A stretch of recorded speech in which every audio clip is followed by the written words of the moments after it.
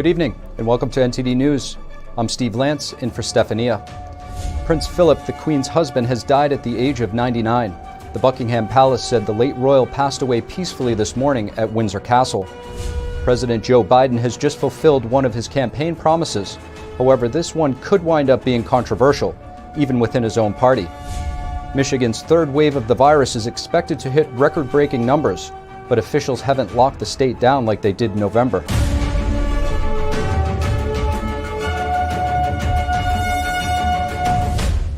Buckingham Palace confirmed today that Prince Philip, the Duke of Edinburgh, has died at the age of 99. The funeral is likely to take place over several days, but it's unclear what exactly it will look like with the pandemic restrictions. President Biden and Vice President Kamala Harris both issued statements expressing their condolences.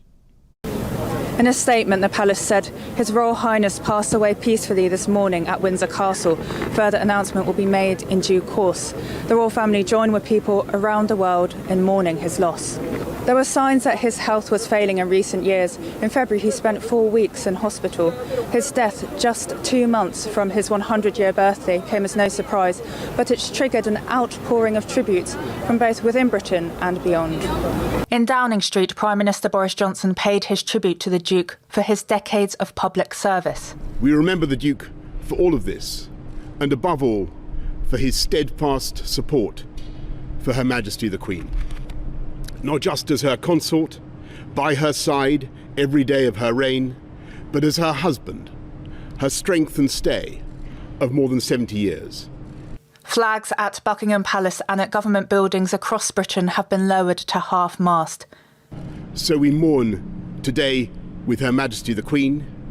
We offer our condolences to her and to all her family. And we give thanks as a nation and a kingdom for the extraordinary life and work of Prince Philip, Duke of Edinburgh. Labour leader Keir Starmer also paid tribute. Well, the UK has lost an extraordinary public servant in Prince Philip. He dedicated his life to our country. And above all, I think he'll be remembered for his support and devotion to the Queen. And all of our thoughts are with the Queen, the royal family and the British public as they come together to mourn this huge loss.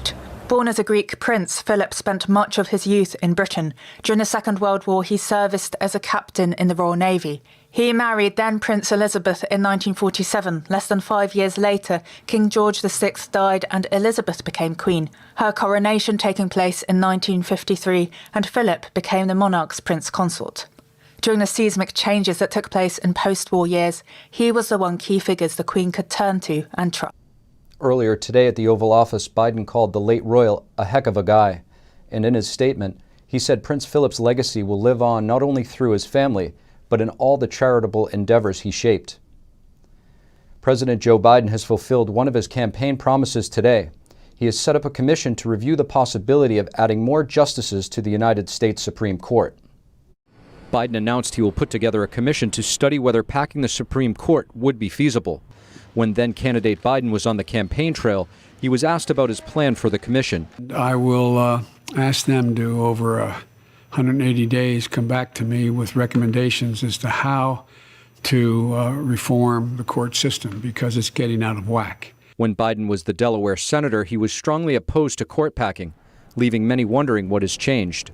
It was a terrible, terrible mistake to make, and it put in question for an entire decade the independence of the most significant body, including the Congress, in my view, the most significant body in this country, the Supreme Court of the United States of America. White House Press Secretary Jen Psaki was asked about the president's change of opinion today. Well, first, the panel is being asked to take a number of steps, including the pros and cons on exactly that issue. But they will also be looking at the court's role in the constitutional system, the length of service and turnover of justices on the court, the membership and size of the court. The decision to put together this commission will satisfy the activist wing of the Democrat Party. However, many Democrats have expressed opposition to this idea, including West Virginia Senator Joe Manchin, who has said he would not support packing the court.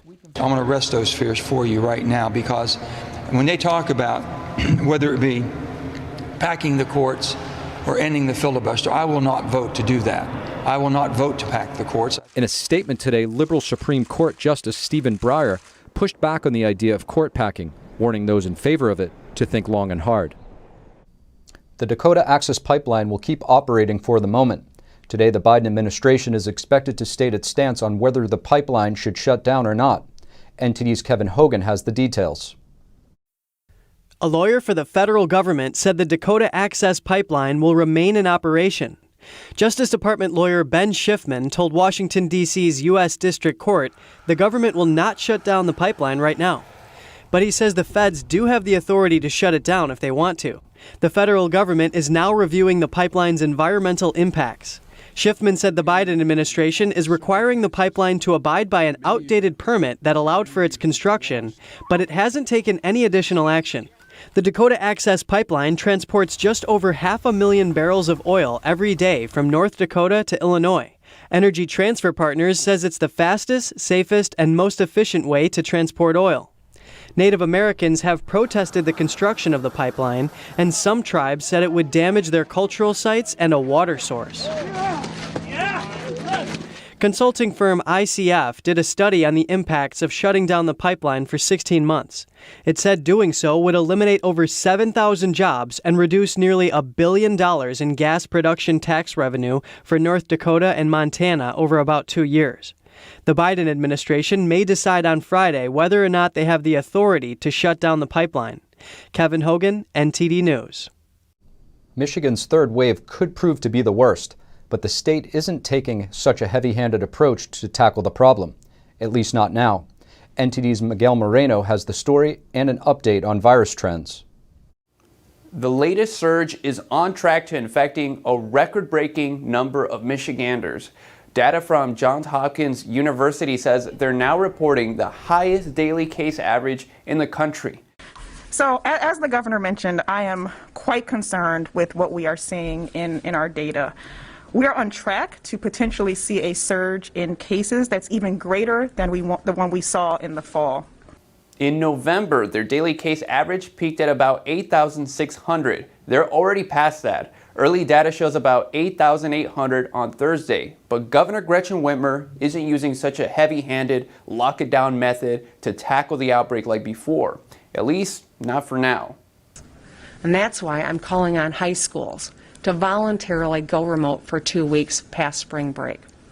And I'm strongly encouraging all Michiganders to avoid dining indoors and avoid gathering with friends indoors for 2 weeks. To be very clear, these are not orders, mandates, or requirements. Michigan already has a statewide mask mandate and limits capacities for businesses like restaurants. State officials say variants and outbreaks in kids' sports are driving up the numbers significantly. Now, you've probably heard of breakthrough cases, people who come down with COVID-19 2 weeks after being fully vaccinated. States are reporting different numbers, less than 100, over 100, even hundreds. Dr. Anthony Fauci says the data isn't so significant. Because it is very likely, and what we're hearing, at least indirectly, and we're certainly going to be confirming that number of individuals who were breakthrough infections is not at all incompatible with a 90+% vaccine efficacy.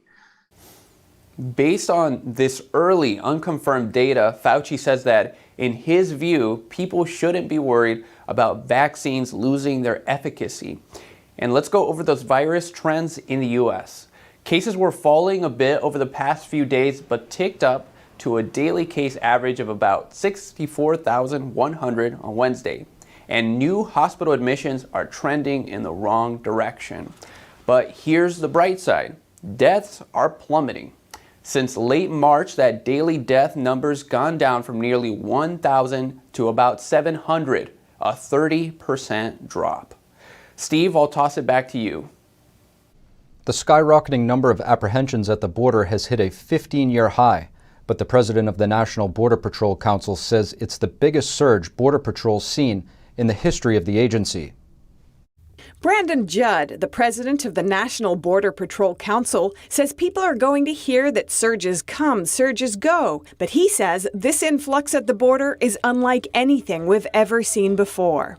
This is not only because of the number of apprehensions, but also the amount of families and unaccompanied children crossing the border. So when you hear that we're dealing with a surge that hasn't been seen in 15 years, I would argue that this surge is the biggest surge that we've ever seen in the history of the Border Patrol. In March, Border Patrol apprehended 172,000 illegal immigrants, a 15-year high.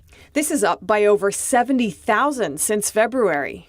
In the late 1990s and early 2000s, Border Patrol apprehended up to 1.5 million illegal immigrants per year.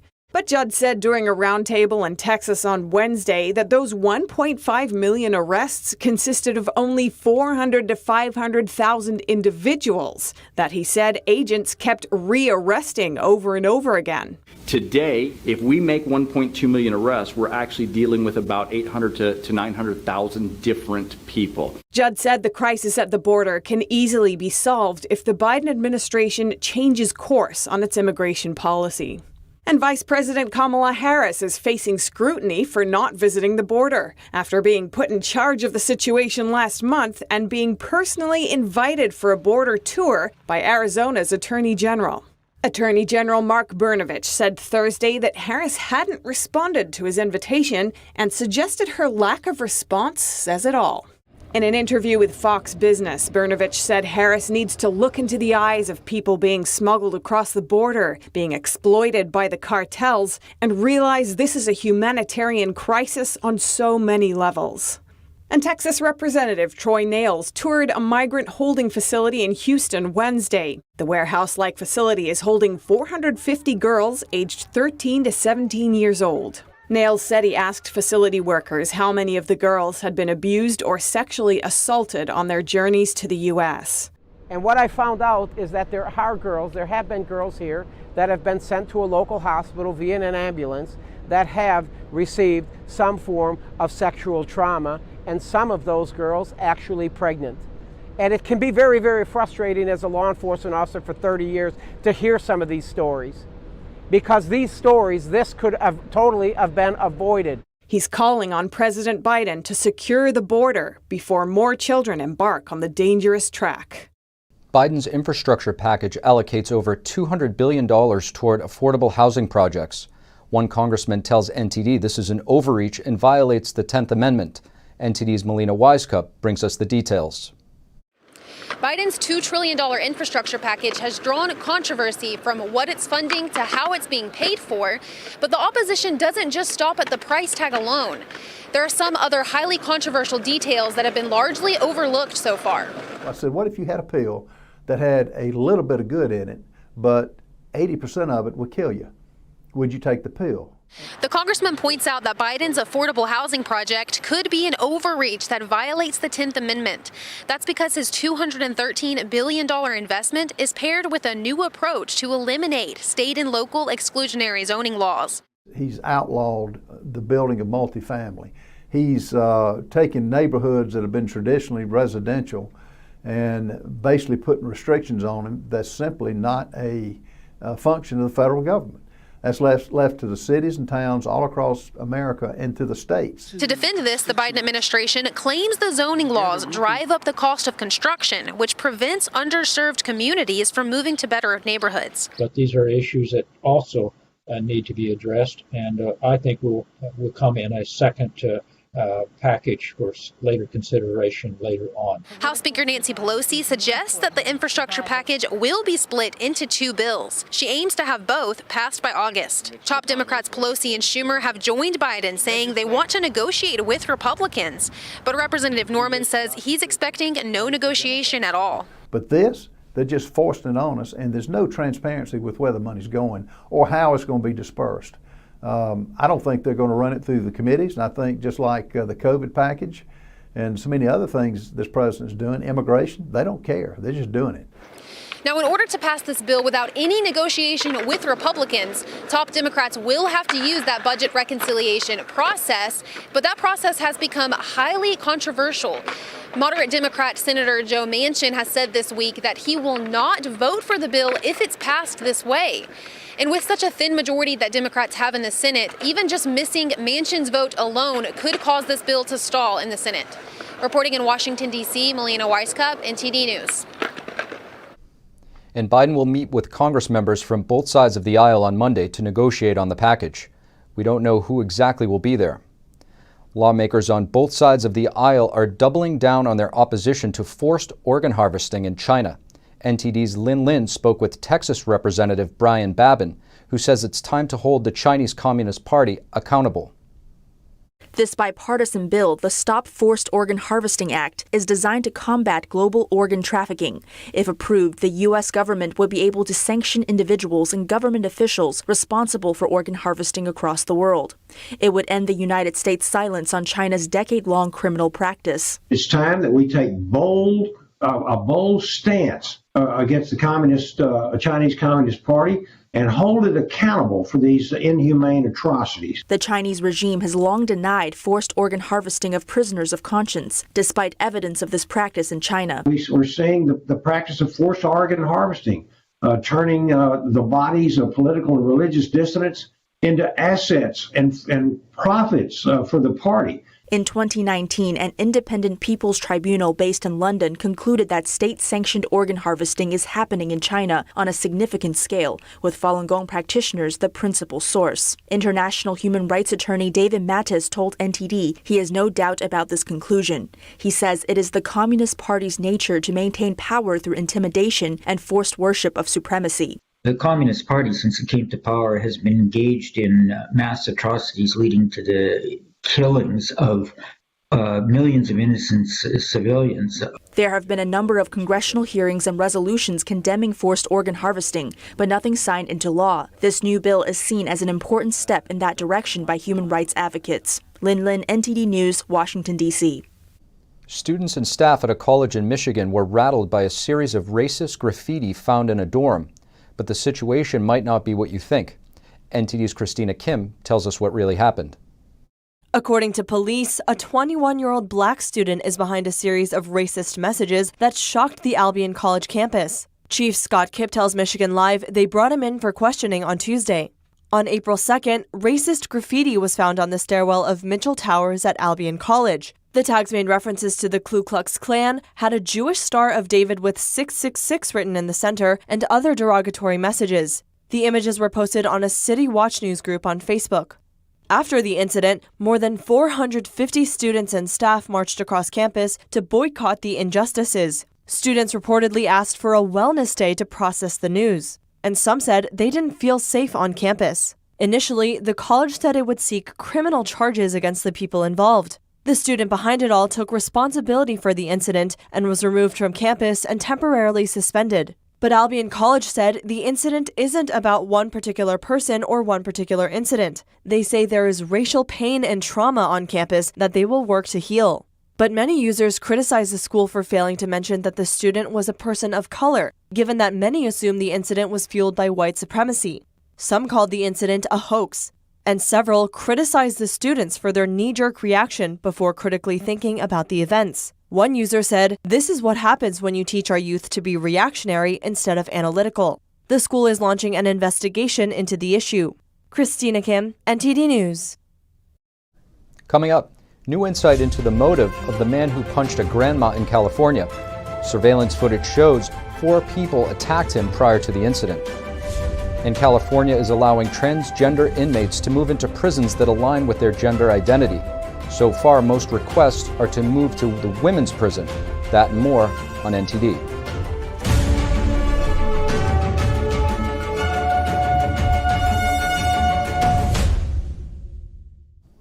Last month in San Francisco, a man punched a grandma on the street. She fought back, leaving both of them bruised up. It turns out there is more to the story. We hear from NTD's David Lamb. 39-year-old Stephen Jenkins was accused of racial hate when he punched an Asian grandma on the streets of San Francisco last month. A GoFundMe page for the grandma raised over $1 million in support for her injuries. Jenkins' public attorney, Eric McBurney, says he understands the concerns regarding violence and racial hate. He immigrated from Taiwan himself, but he says the situation is much more complex than it may appear. In a video surveillance released Thursday, Jenkins himself was attacked by 4 other people that day. The assailants struck him 45 times in broad daylight, spanning over 3 minutes. No one came to his aid. The attorney believes that Jenkins suffered head injuries and attacked a man and the grandma while in a disoriented state. He hit her once and then got tackled by a security guard. McBurney says, "This situation is a tragedy on many fronts. There were 3 victims of assault that terrible morning, Ms. Xiao, Mr. Pham, and indeed Mr. Jenkins himself." The attorney says Jenkins is a homeless man with no prior convictions for physical assault. David Lamb, NTD News, California. Hundreds of California inmates have requested to transfer to prisons that align with their gender identity, and they can under a new law. NTD's Eileen Eng has more details. Since the beginning of the year, 261 transgender prisoners have already asked to transfer to a prison that matches their gender identity. 255 of them requested to be moved to the women's prison. This comes after Governor Newsom signed a bill last September requiring the California Department of Corrections and Rehabilitation, or CDCR, to ask every individual entering the department's custody to specify their pronouns, their gender identity, and whether they identify as transgender, non-binary, or intersex. The bill went into effect in January of this year, but there are concerns that some inmates are lying about their gender identity to get transferred to women's prisons. Inmates at Chowchilla told the Los Angeles Times that men are coming and that the prisoners should anticipate sexual violence. 41-year-old Tomikia Johnson told the publication that if we think it is bad now, be prepared for the worst. According to spokeswoman Terry Thornton, gender-based housing requests are evaluated using an existing classification system, and that the CDCR will thoroughly review the individual's history before making a decision. But Thornton claims they haven't denied a single gender-based housing request. So far, they've approved 21 requests, and 4 have been transferred to a women's facility. 2 changed their minds. As of April 2nd, over 1,000 incarcerated people self-identified as transgender, non-binary, and intersex. The prison system has requested several $1 million from California for implementing the law. Eileen Eng, NTD News, California.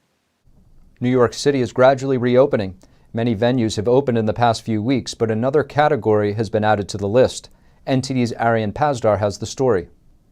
We are here in Coney Island, New York City, where the Luna Park reopened its doors after being closed for 1.5 years. The mayor was here too, we could see him cutting the ribbon, and he took the first ride on the Cyclone roller coaster. Then we spoke with city officials who took the ride with him, and we spoke with business owners in the area too, and it really seems like everyone is just very happy that the park is open again. New York City Council speaker was on the opening ride with the mayor. You're not focused on the mayor when you're on the Cyclone, you're trying to just hang in there. The CEO of the company that owns Luna Park in Coney Island said that the past months were hard, but he expects visitors to return. To have a good time with our loved ones is something that I think everybody really needs. And I think that those emotions, those positive emotions will prevail, so we expect all people to come back. The fact that the park was closed last year also affected restaurants in the area. It was very bad. So a lot of businesses going out. Like you can see, not everybody open. And of course, the visitors were excited about reopening as well. We are really excited that Coney Island's back open, and it makes us feel normal again. We even invited our family from Ohio just for the first day. But we excited, aren't we? Yeah. So I like roller coasters because I've never been one before, and I really want to. This is my first time trying one. The parks will only be open on the weekends until Memorial Day. After that, they will operate at 50% capacity every day. Arian Pazdar, NTD News, New York. D.C. public schools will fully reopen on August 30th. In-person learning will take place 5 days a week for all students. Whether virtual learning will still be available is not yet known. D.C. Mayor Muriel Bowser proposed a 3.6% funding boost per student for the upcoming school year. According to a survey done by D.C.'s State Board of Education last month, 43% of public school teachers consider leaving education as a result of teaching during the pandemic. Coming up, Chinese ships are not leaving Philippine waters, so the Philippines is sending a warning to China, invoking a 70-year-old treaty with the United States. And a girl seeks justice for herself on China's social media. Neither the police nor her parents protected her under pressure. That and more on NTD News.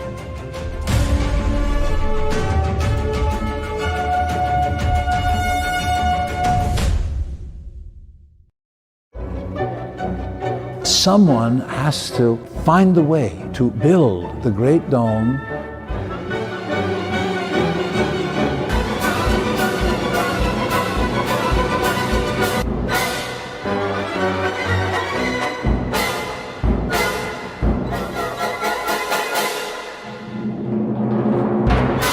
completely new, completely original.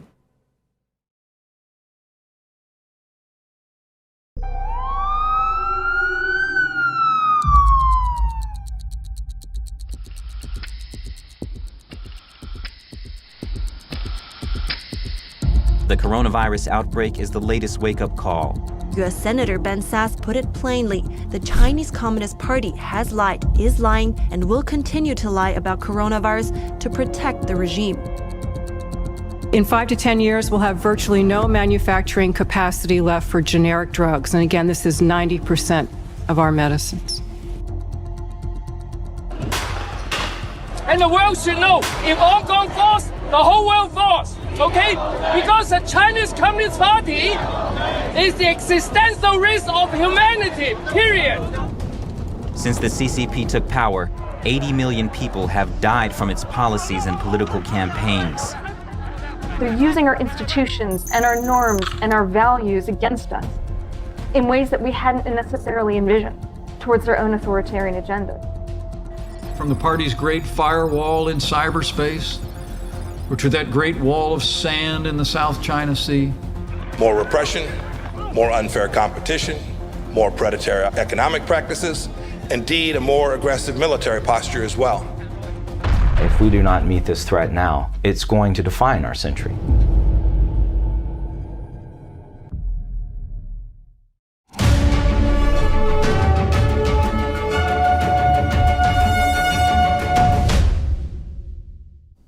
To get Chinese ships out of its waters, the Philippines is invoking a 70-year-old treaty it has with the U.S. The treaty says an assault on Filipino territory is the same as an assault on U.S. territory. NTD's Don Ma has more. The Philippines is again warning Beijing to tone down its aggression in the South China Sea. That's because China has still yet to remove ships it sent into the Filipino waters. In a fresh warning to expedite their departure, the Philippines is threatening a potential U.S. involvement in the standoff. The Philippines Defense Department says the country is keeping its options open. That includes leveraging partnerships with other nations, such as the United States. The department added that both parties are committed to undertaking their obligations under the Mutual Defense Treaty. The Mutual Defense Treaty is a 70-year-old pact between the Philippines and the United States. Under it, the U.S. is obligated to aid the Philippines in resisting threats or attacks. It also says that an assault on one party's territory is the same as assaulting on both the U.S. and Filipino territory. The Trump administration and the Biden administration have both affirmed that the pact applies to disputes in the South China Sea. As we have stated before, an armed attack against the Philippines' armed forces, public vessels, or aircraft in the Pacific, including in the South China Sea, will trigger our obligations under the U.S.-Philippines Mutual Defense Treaty. When it comes to this... In recent weeks, China has sailed over 250 ships into the Whitsun Reef area in the South China Sea. This despite a 2016 arbitral tribunal ruling that the reef is within the Philippines' territory. The Filipino side has said that it will protest every day until the Chinese vessels are removed. The U.S. says it stands behind the ruling and the Filipino side amid the dispute. We have reiterated our strong support for the Philippines, and we have called on the PRC to abide by the 2016 Arbitral Tribunal award under the Law of the Sea Convention, which is final and legally binding on all parties. The Philippines is a very important strategic ally. U.S. strategists see the country as a crucial link that could enable American forces to deter or win a conflict against Beijing. Don Ma, NTD News. A Canadian father is set to appear in court next Monday. His alleged crime has to do with opposing his 13-year-old child's gender transition. NTD's Allison Lee has the details. A father from British Columbia, Canada, is in detention for allegedly defying a publication ban relating to his transgender teenage child. The father opposed his 13-year-old child from transitioning into a boy, but lost in court. A friend of his explains to NTD the legal background. The BC Infonet, Section 17, number 2, actually state very clearly if a minor, understand the benefit and the danger of a medical care treatment that provided by a medical licensed professional, they do not need parental consent. The child's school and medical doctors supported the gender transition. A BC court issued a publication ban on his child's and doctor's information in 2019. But the father spoke to the media and disclosed banned information. For doing that, he was detained last month. PAC says BC's Infants Act is being abused. I think it was intended for immunizations, about in school, grade 6 and grade 9. But now some activists are trying to use this Infant Act clause to push their agenda, which is pushing these children into a transgender camp. PAC says he agrees the minor's personal information should be protected, but not the medical doctors. It is a public interest to disclose this doctor's name. They should be put on open debate, open discussion about whether they are doing the right thing for the child. And if they have nothing to hide, they should not ask the court to ban the publication of their names. The father's trial will begin on April 12th. If found guilty, he could face up to 5 years in jail. PAC says this is an important case not only in BC, but also the whole world. Right now, he says, many parents feel like their children are being taken away from them. Allison Lee, NTD News. South Korea has just reached an agreement on sharing defense costs with the U.S. The expense saw the biggest increase in nearly 2 decades. NTD's Evelyn Lee brings us more. South Korea signed a defense cost-sharing agreement with the U.S. on Thursday. This amid rising tensions between Beijing and its neighbors in the region. In the agreement, South Korea promised to increase this year's cost of hosting U.S. troops in the country by about 14%. This is the biggest rise in nearly 2 decades. Right now, about 30,000 U.S. troops are stationed in South Korea. They're protecting the country from possible attacks from communist North Korea. South Korea's vice foreign minister and the U.S. Embassy's charge d'affaires signed the deal. Following the increase, South Korea will be paying $1 billion to host U.S. troops in 2021. The Italian Prime Minister is revealing that his government blocked a Chinese takeover of an Italian semiconductor manufacturer. He says the Italian government could potentially block more such takeovers. Bloomberg reports that the Italian company is LPE Designs. It makes a product that treats silicon and readies it for chip manufacturing. The Prime Minister says it was common sense to prevent the semiconductor takeover, seeing how a chip shortage has slowed auto production. Italy's Golden Powers rule allows its leaders to protect strategic businesses. Italy's Economic Development Minister wants Italy's steel and automotive sectors to fall under the same protections. The pandemic and the resulting economic losses have left some companies vulnerable to takeovers. The EU as a whole has beefed up protections for those companies. Now we turn to news of a 13-year-old girl and how she's being forced to seek justice for herself through social media. That's after authorities and even her family failed to help her. A victim of kidnapping and rape, authorities have refused to step in. When she went to the police, they brushed her off, claiming nearby surveillance tools were broken. The lack of help pushed her to share her story online. The young girl's name is Anne. Attached to her post is a video fully exposing her face. She's also holding a signboard with her name, ID, home address, and phone number written on it. Anne explained that after she was attacked, thugs sent by the rapist showed up at her home. They threatened the lives of her and her family, warning them not to go to the police. To back up the threat, they claimed to have connections with the police. They also offered the girl's parents money to settle the situation, but Anne refused. She explained that her parents became angry out of fear and beat her a number of times to get her to accept the offer. She ended her video by saying, "I beg you to share this and help me." In a later post, Anne said police tried to arrest her on Friday in the name of an investigation. But she suspects the police just wanted to control and silence her. As the influence of Anne's post continues to grow, her town's local police published announcements about the case on Thursday. They urged people not to circulate Anne's video. They likened stopping the video's reach to holding hands in order to protect the healthy growth of children. The next day, a second notice was released, saying the victim had been properly settled and care measures have been implemented. Yet another incident that same day suggests otherwise. A fan of a Chinese internet celebrity who saw Anne's video went to Anne's village to investigate. But when they arrived, the fan was surrounded and attacked by 4 men and 2 women at the entrance of the village. The attackers grabbed the person's smartphones, deleted photos of the incident, and drove the person out of the village. The fan later started receiving harassment phone calls. Coming up, Amazon workers vote against unionization at a warehouse in Alabama, marking a defeat for labor organizers and a victory for the e-commerce giant. New York's new budget is raising concerns in the business community. We hear from a business group and a prominent business owner. That and more on NTD News.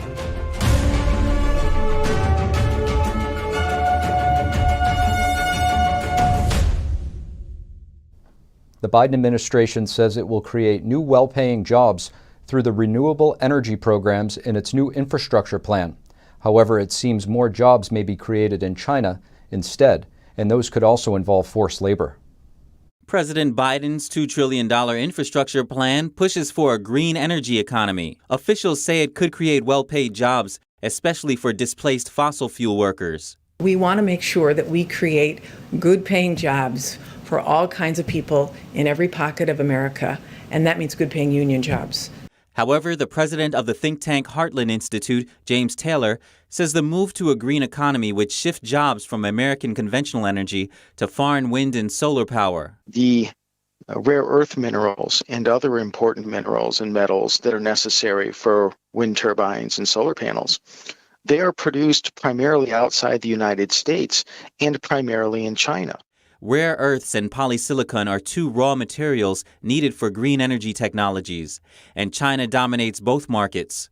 Moreover, nearly half of the world's polysilicon, which is crucial to producing solar cells, comes from Xinjiang, an area notorious for its forced labor camps. Not just the materials, but the wind turbines and solar panels also are produced primarily outside the United States and primarily in China. Recently, both Republicans and Democrat lawmakers have urged the solar industries to keep China, especially Xinjiang, out of their supply chain. However, Taylor says that might not be possible in the near future due to the high pollution levels of producing these materials and low labor costs in China. Biden's Environmental Protection Agency administrator also said recently that most of the parts the U.S. wants to install come from China. New York's new budget raises taxes on the rich. It also gives thousands of dollars to illegal immigrants who lost their jobs because of the pandemic. Assembly Speaker Carl Hastie says the budget addresses historic inequalities. NTD's Colin Fredrickson reports. New York's new $212 billion budget gives the state the highest combined tax rate in the country. Those making over $1 million a year will be hit hard. What concerns me the most as a New Yorker who represents thousands of small businesses is that New York State's spending $212 billion. That is a significant increase in our budget, and they're going to do this not just with an infusion of federal funds. They've raised taxes significantly on a number of New Yorkers. He says on the business side of things, the tax increases mostly affect large corporations. He says the National Federation of Independent Businesses worked hard to make sure the increase in the corporate franchise tax didn't capture small businesses. And they've restored a small personal income tax decrease. And that will benefit somewhere around 65% of small businesses in New York State. They pay their taxes through their personal income taxes, so that reduction will give them some benefit. As many businesses leave New York, the budget further incentivizes those remaining to follow. The short-sightedness of New York State and New York City will drive us out. You know, our business is a brick and mortar type of business where we have physical stores in New York City. As leases come up, we're questioning every single one. Last month, a group of business leaders, including those of J.P. Morgan Chase, Citigroup, and BlackRock, issued a public letter. They warned that the rich will move if New York increases taxes. You know, I'm in contact with many other business leaders in New York, and I can tell you that just about every single one of the people I've spoken with in the past week has told me that they are now seriously contemplating moving to Florida. Also in the budget is $2.1 billion for undocumented workers. Undocumented workers who lost their jobs can get a one-time payment of up to $15,600. Colin Fredrickson, NTD News. Amazon workers at a warehouse in Alabama had a chance to form a union, and they said no. Today was the second day of public ballot counting. More than 1,600 eligible voters opposed unionization. Still, union officials say hundreds of challenge ballots must be addressed after the public count. Amazon waged an online and offline campaign to combat the union drive. A win in Alabama could have encouraged warehouse workers across the nation to unionize. Coming up, international travel could resume for UK citizens as soon as mid-May, but it'll cost them a lot. And imperial jewelry pieces once owned by Napoleon's adopted daughter go up for auction. It comes 200 years after the French ruler's death. Find out more on NTD News.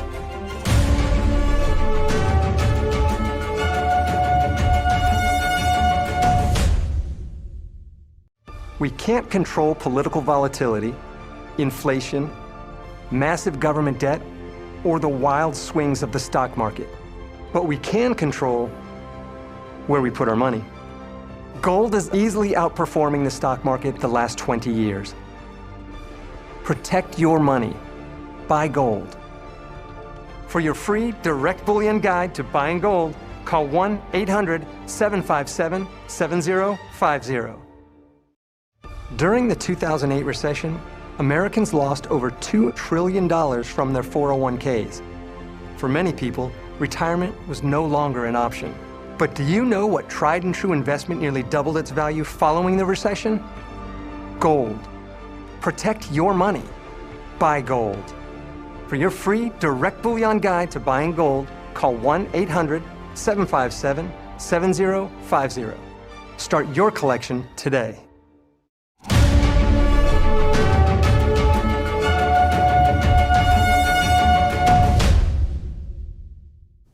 The UK Transport Department announces new guidelines for allowing international travel for citizens. A new traffic light system for countries will determine testing requirements for travelers. The travel industry has criticized the cost of these tests. NTD's Neil Woodrow has the details. A new report by the government's Global Travel Task Force shows how international travel could resume from May 17th at the earliest, but there'll be added costs for all travellers. In the guidelines, passengers will no longer be required to prove they have a valid reason to leave the country, and a new traffic light system will categorise countries based on risk. Travellers returning from a green country don't need to undergo quarantine anymore. The government says the risk posed by variants remains significant, so testing for all travellers remains in place. Each traveller will be required to pay for a PCR test on return to the UK, costing between £100 and £140 each. The travel industry has criticised the cost of these tests. They are desperate for a busy summer. Airlines UK, an industry body which represents British Airways, EasyJet and others, says this does not represent a reopening of travel as promised by ministers. It is a further setback for an industry on its knees. And a spokesperson for Birmingham Airport told me, "We are concerned that the current testing proposal will make travel unaffordable for many." Confirmation of whether international travel can resume from May 17th is still to come. Some are still cautious about booking a trip abroad. Neil Woodrow, NTD News, London. A jewelry collection once owned by Napoleon's daughter will go on sale at an auction in Switzerland. The auction house calls it a once-in-a-lifetime sale. NTD's Arlene Richards reports. Christie's Geneva will be holding an auction on May 12th. They are selling 9 imperial jewelry pieces once owned by Napoleon Bonaparte's adopted daughter. The pieces include a tiara, earrings, pendants, and a bracelet.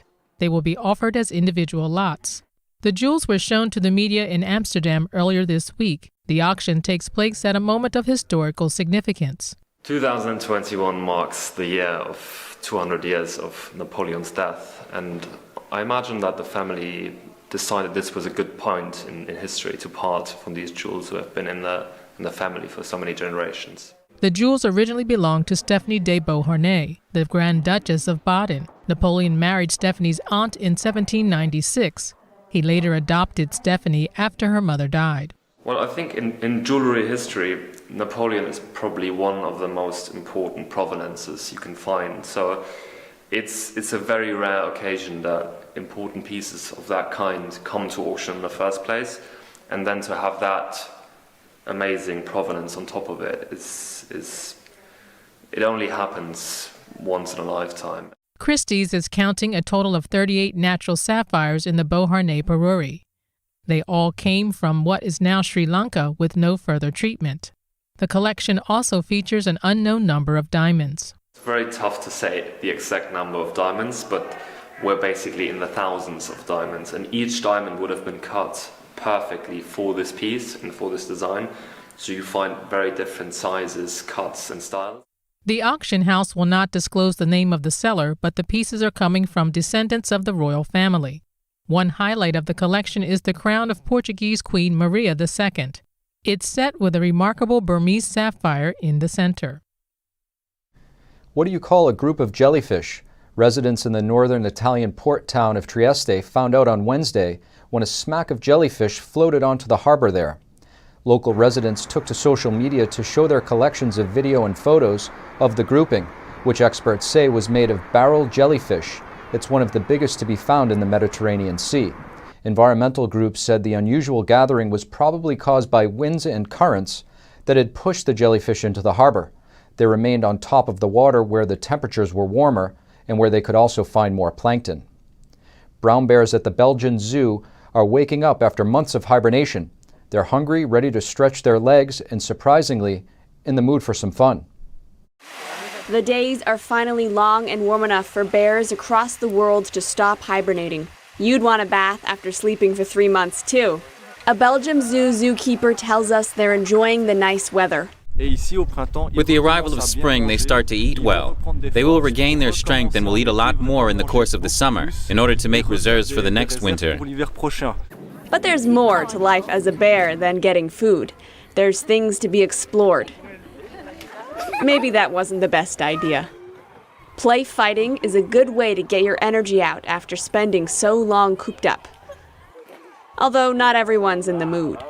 Contrary to popular belief, hibernation does not mean that bears are totally asleep for months on end. They do it in small phases. They remain attentive to all external noises. If there's good weather and sun for a few days, they can come out. But then they'll go right back into their caves again, as they can't bear the cold. And that's all for today's news. Thanks for tuning in. I'm Steve Lance, filling in for Stephania Cox.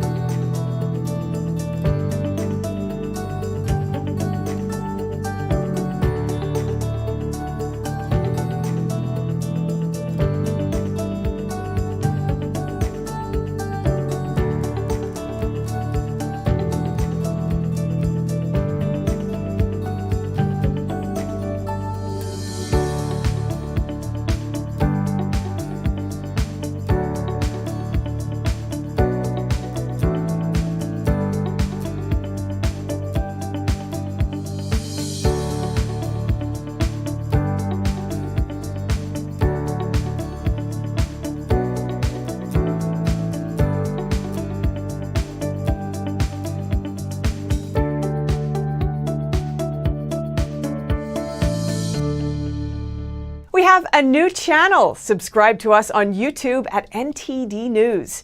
Get the highlights of our news broadcast and the most important headlines that we curate especially for you. Don't miss out on important news. Our videos are being deleted. So if you don't want to be cut off from honest news, take a moment to sign up for our newsletter at newsletter.ntd.com so you don't lose access to NTD. Go to newsletter.ntd.com to sign up for our evening newsletter.